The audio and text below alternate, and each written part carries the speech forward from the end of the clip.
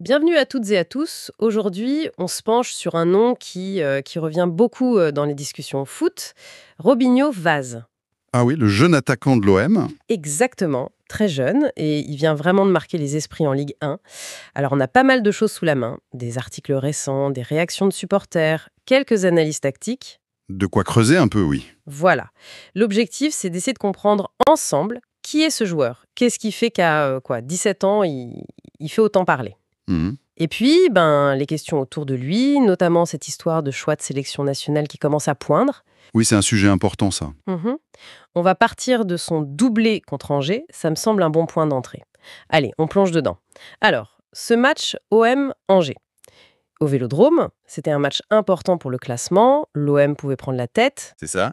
Et à la mi-temps, c'est pas idéal, et le coach décide de le lancer, Robinho Vaz. Il entre à la 46e. Ouais. Dans un contexte pas forcément évident pour un jeune qui débute presque. Pas facile, non. Et pourtant, son impact, il est quasi immédiat.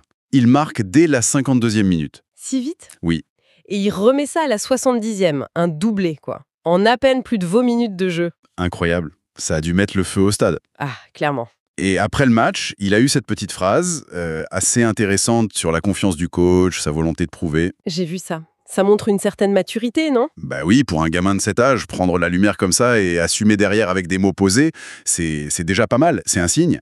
C'est vrai. Et si on regarde un peu plus loin que les buts, ces 45 minutes, elles sont impressionnantes d'efficacité. Ah ça oui, 2 tirs, 2 buts. c'est... Chirurgical. Exactement. Et on voit aussi 5 ballons touchés dans la surface adverse. Il n'a pas eu peur d'y aller. Non, il s'est pas caché, c'est clair. Cette efficacité devant le but, c'est, disons, la première chose qui saute aux yeux. Oui. Mais c'est pas tout. Sa justeuse technique aussi, elle est à noter. Sur 12 passes, il en réussit 11. Ah ouais, 92%. C'est très propre. Et ce qui est peut-être encore plus fort, c'est que même dans le dernier tiers, là où ça presse, où c'est compliqué, Mhm. il reste à 89% de réussite. 8 passes réussies sur 9. Ça montre une vraie lucidité, une propreté technique assez bluffante pour son âge et dans ce contexte. Donc c'est pas juste un finisseur, quoi. Il participe, il est propre dans ce qu'il fait. On lit souvent qu'il est froid, lucide, dangereux. Ben voilà, Ces chiffres, ils collent bien à cette image, non? Pas besoin de toucher 50 ballons pour être décisif. c'est exactement ça. Chaque touche semble utile.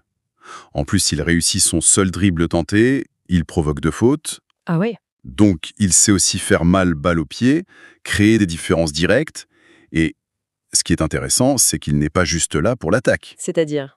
Il gagne ses duels, un duel aérien gagné sur 1, 2 duels au sol sur 2, il fait une interception, un dégagement. Ah d'accord, donc il participe aussi à l'effort collectif. Voilà, une présence assez complète sur sa mi-temps. C'est ce profil très complet qui est vraiment intéressant chez lui. Ça dresse un portrait assez clair de sa performance sur ce match-là. Mais bon, petit rappel quand même. Oui, Malgré son super match, l'OM fait match nul. 2-2 à la fin. oui, c'est le petit bémol collectif, effectivement. Sa performance individuelle était top, mais le résultat final, bon, C'est le foot. c'est le foot. Mais sa performance a quand même permis à l'OM de prendre, au moins temporairement, la tête du championnat. C'est pas rien. C'est vrai. Et surtout, ce match, ça a été un vrai coup de projecteur sur lui. Son nom est sorti partout après ça. Justement, parlons un peu de son parcours avant cette explosion. Qui est Robinho Vaz-Moza? Alors, né à Mantes-la-Jolie, C'est ça, en région parisienne, le 17 février 2007, tout jeune. très jeune. Il commence logiquement dans des clubs locaux, l'USC Mantes, le FC Mantois 78, classique pour un jeune d'Île-de-France. Et ensuite? Ensuite, l'étape clé, il intègre un centre de formation réputé, celui de Sochaux. Ah oui, Sochaux, très bon centre formateur. Exactement, il y passe 5 ans, entre 2017 et 2022.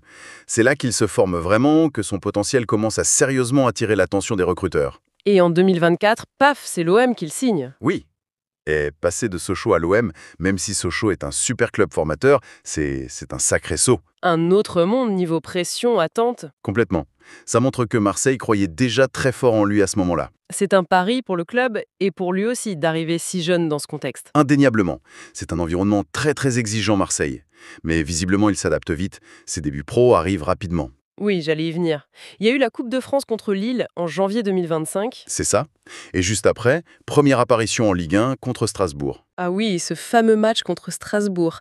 J'avais oublié ce détail. Il entre et il provoque le pénalty de la gagne en fin de match. Exactement. Pas mal pour une première en championnat, hein. Plutôt culotté, oui.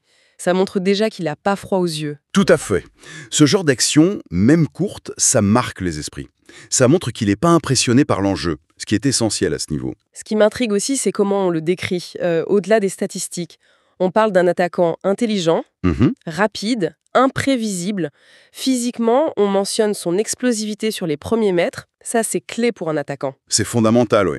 Cette capacité à faire la différence sur un démarrage court. Et on parle aussi d'un bon jeu de tête. C'est pas toujours le cas pour les joueurs rapides et vifs. Non, c'est un atout supplémentaire. Ça le rend dangereux sur centre, coup de pied arrêté. C'est un profil très recherché aujourd'hui. L'explosivité pour prendre la profondeur, le jeu de tête pour varier les menaces. Et mentalement, Ah, c'est là que ça devient très intéressant. On parle de sa confiance devant le but, de sa lucidité, on en a déjà parlé, et surtout d'une maturité dans le jeu, qui surprend pour un garçon de 17 ans. et sa polyvalence. Apparemment, il peut jouer en pointe, mais aussi sur un côté. Oui, c'est ça qu'on appelle souvent un attaquant moderne ou un attaquant de surface moderne. D'accord? C'est-à-dire qu'il n'est pas juste un finisseur qui attend dans la surface. Il a les qualités pour ça, oui, comme un numéro 9 classique, Mais mais il a aussi la vitesse pour attaquer depuis l'axe ou un côté, l'intelligence pour participer au jeu, la technique pour éliminer. C'est ce mélange en fait. Finisseur, plus créateur de danger par la vitesse, plus participant au jeu. je vois. C'est ça qui le rend si précieux et qui explique un peu tout cet engouement autour de lui. Logique. Un profil aussi complet, une ascension rapide, des débuts remarqués. Forcément, la question de son avenir international, elle commence à se poser sérieusement. Ah ben oui, c'est le parcours classique pour les jeunes talents qui ont plusieurs options. Rappelons la situation, hein. Il est né en France, Oui, il a joué pour les équipes de France jeunes, les U7 notamment, donc il est sélectionnable par la France. classique. Mais il a aussi des origines sénégalaises et bissau-guinéennes. Exactement. Ce qui veut dire que le Sénégal et la Guinée-Bissau peuvent aussi faire appel à lui pour leur équipe nationale A. Et le choix lui appartiendra, un jour ou l'autre. Voilà. C'est le fameux dilemme du choix pour beaucoup de binationaux. Et d'après ce qu'on lit, le Sénégal ne reste pas les bras croisés. Non, apparemment la FSF, la Fédération sénégalaise de football, le suit de très très près. Son profil doit leur plaire, j'imagine. Ah oui, jeune, puissant, technique et surtout déjà en train de jouer au très haut niveau avec l'OM. C'est un peu le package idéal. On parle même d'un intérêt direct du sélectionneur. Oui, Pape Thiaw, le sélectionneur des Lions de la Teranga, aurait manifesté son intérêt. C'est pas anodin. Non, le Sénégal, c'est une grosse nation du foot africain. Exactement. Finaliste des dernières CAN, toujours à la recherche de talent pour rester au top. Un joueur comme Vass, dans un club comme l'OM, c'est une cible logique, même stratégique. Et j'imagine que ça doit commencer à chauffer chez les supporters, les observateurs, surtout côté sénégalais. Oh là là, oui, c'est déjà très passionné. On voit des commentaires du genre « que la propagande commence ». Carrément. L'idée, c'est de le convaincre vite.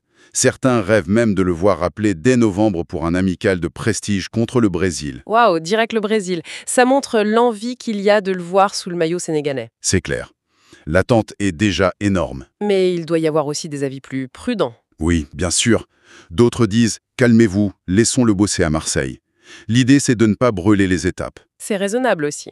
L'argument, c'est « laissez-le d'abord s'imposer durablement à l'OM, devenir un titulaire, prendre de l'expérience, viser peut-être une intégration pour une Coupe du Monde, plutôt que de le lancer tout de suite dans le grand bain d'une CAN avec toute la pression que ça représente. » Ne pas le griller en gros. Voilà. C'est le dilemme classique, l'envie immédiate, le cœur, contre la gestion de carrière, la raison. C'est complexe. Très complexe. Et ça touche à plein de choses. Le projet sportif de chaque fédé, le temps de jeu potentiel, l'attachement familial personnel, le rôle de l'entourage, de l'agent, c'est jamais simple. Les sources disent bien que la décision finale revient au sélectionneur sénégalais Pape Thiaw. Oui, maintenant c'est Pape Thiaw qui décide comme le dit une source. Mais elle souligne aussi la pression populaire. Mais les Sénégalais veulent. Cette pression extérieure, elle doit pas être facile à gérer. Pour un gamin de même pas 18 ans, c'est énorme. Toute cette attention, ces attentes, ces enjeux qui le dépassent un peu. Son club, l'OM, va avoir un rôle important à jouer là-dedans, non? Pour le protéger. Essentiel. Pour l'aider à naviguer tout ça, à rester concentré sur le terrain, tout en le laissant grandir. C'est là aussi que sa maturité dont on parlait sera vraiment testée. Bon, alors si on essaye de faire une petite synthèse sur Robinho Vass, qu'est-ce qu'on retient? D'abord, un talent brut, précoce, c'est évident. Des qualités physiques et mentales déjà bien visibles. Un joueur qui a montré qu'il pouvait être décisif très vite et de manière spectaculaire, comme contre Angers. Oui, Ensuite, un parcours assez linéaire, mais rapide. Région parisienne, formation solide à Sochaux et l'arrivée dans un top club comme l'OM. Une progression constante. Et puis, il y a cette grosse question identitaire et sportive. Son avenir international. France ou Sénégal, principalement. Voilà le choix crucial qui va forcément orienter sa carrière et son image. Certaines sources le voient déjà comme un symbole de l'avenir du football africain. C'est pas un peu lourd comme étiquette? Si c'est peut-être un peu tôt et un peu lourd, mais ça montre bien l'espoir qu'il suscite, surtout sur le continent africain. Sa réussite dépendra de beaucoup de choses. Son travail, son environnement à Marseille, ses choix. On parle aussi de ses qualités humaines, sa double culture, son humilité, sa détermination. Oui, et ça c'est aussi très important pour construire une carrière sur le long terme et devenir un modèle positif. Des atouts précieux. Donc pour résumer, Robinho Vaz, c'est clairement un joueur à suivre de très près. Un potentiel fou, des attentes déjà immenses. Son histoire est en train de s'écrire, là, sous nos yeux. C'est passionnant. Et pour finir, peut-être une petite question pour ouvrir la réflexion, un peu plus large que le cas Vaz. Je t'écoute? Au-delà du choix individuel du joueur et de cette bataille entre fédérations qu'on voit souvent, comment est-ce que cette émergence de plus en plus fréquente de talents formés en Europe, mais avec de fortes racines africaines, comment est-ce que ça change ou ça va changer l'équilibre entre les grands clubs européens et les sélections nationales africaines? Bonne question. On parle beaucoup du choix du joueur, mais quelles sont les implications plus structurelles pour les clubs, pour les fédés, pour le foot mondial en général? C'est une dynamique qui est loin d'être figée et qui évolue constamment. Ça mérite qu'on y réfléchisse.